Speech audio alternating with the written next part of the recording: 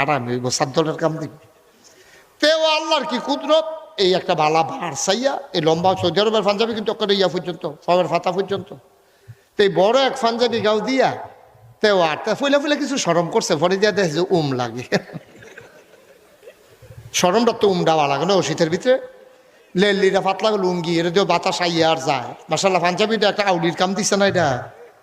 এখন এই পাঞ্জাবি গাও দিয়া তে গেছে গা দেবিদ্যার বাজারও।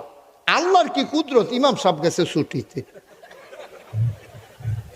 ইমাম সাহেব গেছে কো ছুটিতে, এবারে বেলে বাইক কি কাম, এবারে গেছে ছুটি। মুয়াজ্জিন সাহেব আজান দিয়া সেটা ইমাম বিচার, আর যদি ইমাম সাহেব নাই নামাজটা পড়াইব কারা?